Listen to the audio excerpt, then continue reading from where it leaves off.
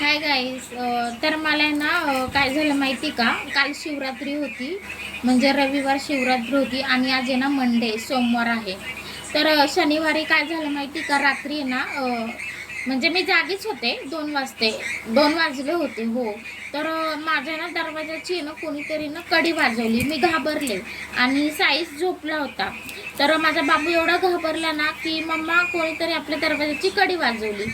आणि मी पण थोडीशी घाबरले, पण मला वाटलं की आणि कसं माहिती आता आजकाल आहे ना चोर वगैरे आहे ना जाम आहे ना फिरायला लागले ते, म्हणून मला थोडीशी भीती वाटली. तर दोनदा कडी वाजवली तर मग मी थोडंसं जाऊ दे इग्नोर केलं. मला माहिती आहे की पोरं इकडं आहे ना छोटी छोटी पोरं तीच असेल ना, कारण का इकडे ना बसतात ना पाठीमागच्या साईडला, आमच्या घराच्या साईडला पोरं बसतात.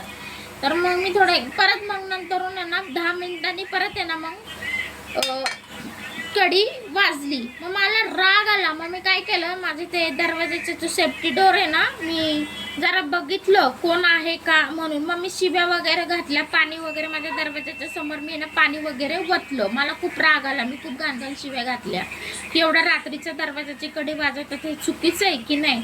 आणि मी आणि माझा मुलगाच असतो आम्ही घरामध्ये, बाकीचं मोठं आमचं कोणच नाही आहे म्हणजे झोपायला घरामध्ये दुसरं कोण बाबा असं. की मग नंतर मग मी काय, माझे फ्रेंड्स आहेत ना इथे कांदरपाड्यामध्येच राहतो, तर मी त्याला फोन केला. तर त्याला मी बोलले की तू आता आहे ना इकडे ये, की म्हणजे भावासारखाच आहे, मी त्याला भाऊ मानलेला आहे. तर तो आला तर त्याने त्याच्या आहे ना भावाला आणि फ्रेंड्स लोकांना नाही ते, तर त्यांना बोलवलं की असं असं झालं. तर ते बोलले की वहिनी तुम्हाला जर कोणी त्रास कोण भेटला ना तर आम्ही आहे ना मारू, तुम्ही काय घाबरू नका. आणि कांदरपाड्यातली एवढ्या वर्ष मी राहते, त्या कोणी मला कोणी आमच्या गावातल्या पोरांनी कोणीच आहे ना आम्हाला आहे ना म्हणजे मला किंवा कोणालाच परेशान केलेलं नाही. एवढे दारू पितात, एवढ्या ग्राउंडमध्ये बसतात, कधीच प्रॉब्लेम. पण ही जी नेपाळी जी मुलं आहेत ना ती एवढी नीच आहे ना. काय झालं माहिती का, तो नेपाळी आणि तो किती 15-16 वर्षाची पोरं आहेत. माझा आहे ना बाबूचा आहे ना त्याने गल्ला वगैरे चोरला होता ना, तर त्याने ना माझ्या हसबंडने त्याला मारलं होतं.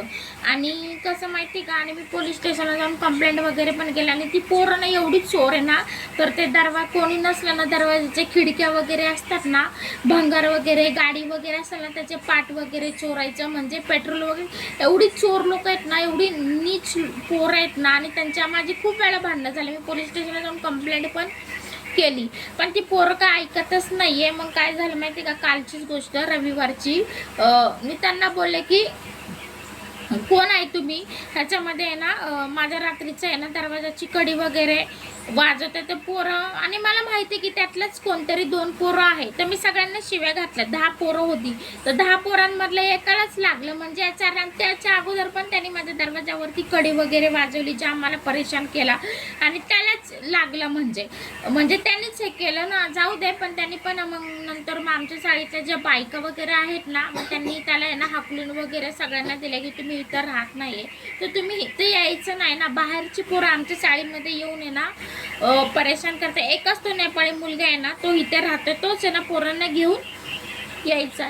मग गो आता तर म्हणजे ओके झालंय. काल तर माझ्या दरवाजाची कोणी कडी वाजवली नाहीये. जर आलं ना मग मी आता काही ह्या लोकांना काही सोडणार नाहीये, ह्या पोरांना. बाय.